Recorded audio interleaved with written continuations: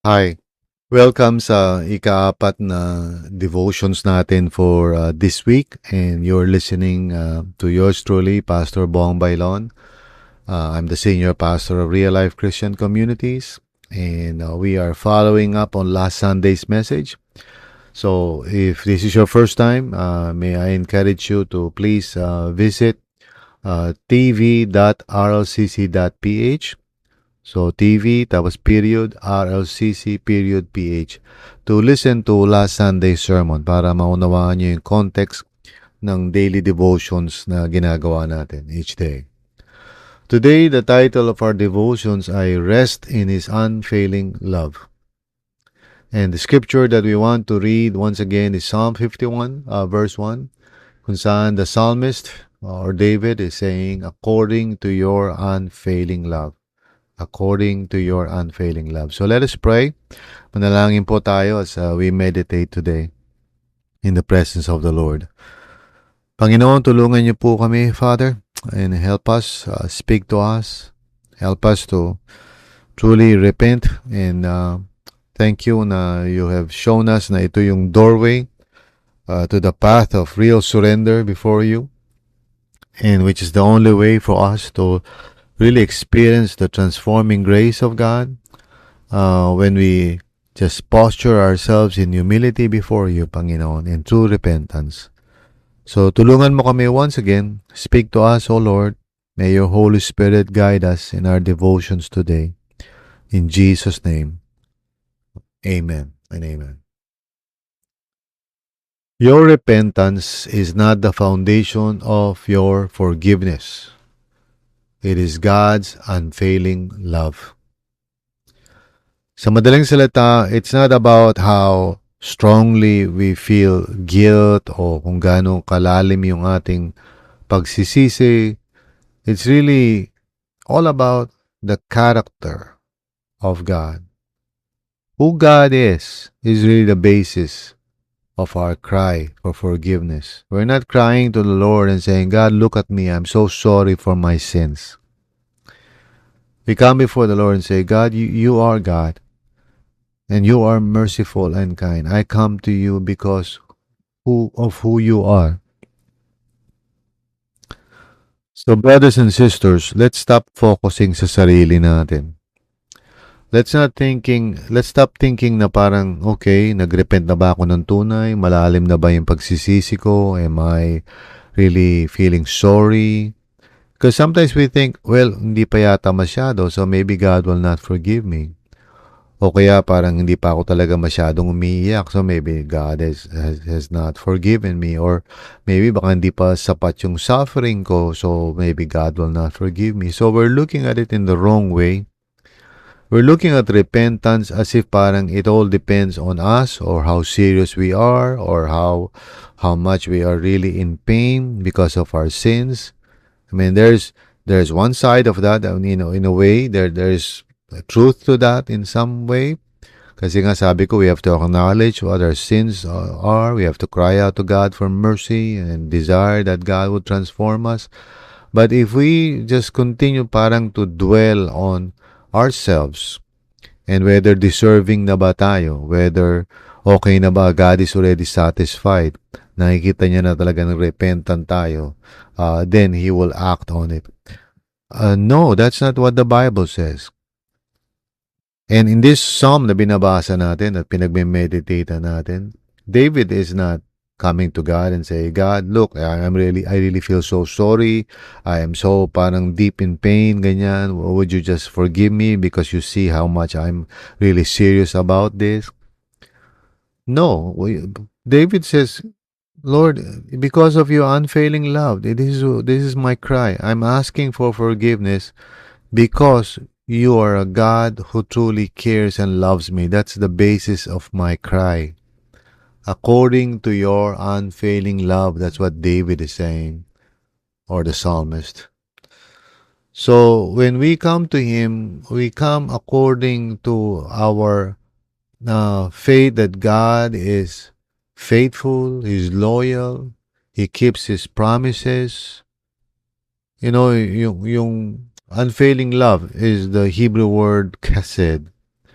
And it's, translated in so many different ways throughout the scriptures. Minsan, steadfast love, unfailing love, covenant keeping love, and so forth. So it's a rich word, very hard to translate. But, if we can summarize it, it's all about God's character. It's all about His faithfulness. And, in fact, it's part of the very name that God used, when He was about to deliver Israel from Egypt. Moses was asking, Lord, if they ask kung sino ka, what would I tell them? And the Lord revealed His name, which is dati pronounced Jehovah, pero eventually, Hebrew scholars understood na walang J na sa Hebrew alphabet, but rather it's really more like a Y, kaya Yahweh, ang naging pronunciation, hindi Jehovah. Jehovah is the old pronunciation of the YWHW, tetragramon, as sometimes it is called. Pero it's really a verb. It really means I am who I am, or I will be who I need to be, or in other words, I will be faithful. You can rely, on who I am. That's what God is saying basically to Moses, and through Moses to Israel. He's basically saying, tell them that I am who I am, and that I would always be who I am, and I will always be there for you, faithful, and I will not leave you nor abandon you. So basically, that's what God was saying through that name. So naka-incorporate dun sa name na yun, God's faithfulness, God's love, that He would always fulfill what He said He would do. So His mercy does not depend on how deep and sorry we are for our sins. Now, I'm not saying that we should not acknowledge sin for what it is and really feel the sadness sa puso natin. I'm not saying na, parang walang halaga yun whether we feel it or not. But what we are saying here, and I believe we're correct in interpreting the scripture accordingly, is that what is important, hindi yung kung gaano ka-serious yung nararamdaman natin sa sarili natin, but really how faithful God is. It really depends on who God is. His love, His faithfulness remains. And when we come before the Lord to ask for forgiveness, to ask for mercy, to ask for deep cleansing, we're doing so in accordance with His unfailing love, with His chesed, in accordance with God's faithfulness and steadfastness, according to who He is, the God who is merciful and kind for all time, unchanging, unmoving. What I mean by that is that God would not just suddenly, say, you know what, come to think of it, medyo nagbago na yung isip ko. I will no longer forgive you kasi, well, paulit-ulit ka eh. No, God will not change like that.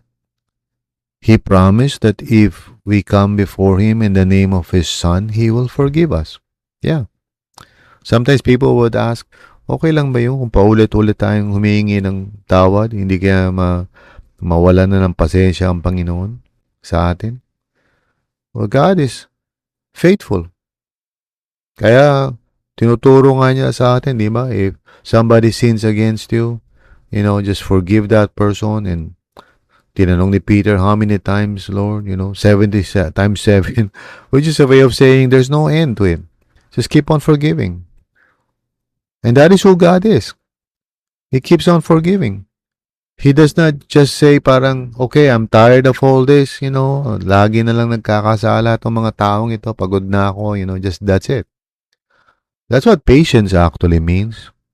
And that's why we cannot be like that eh.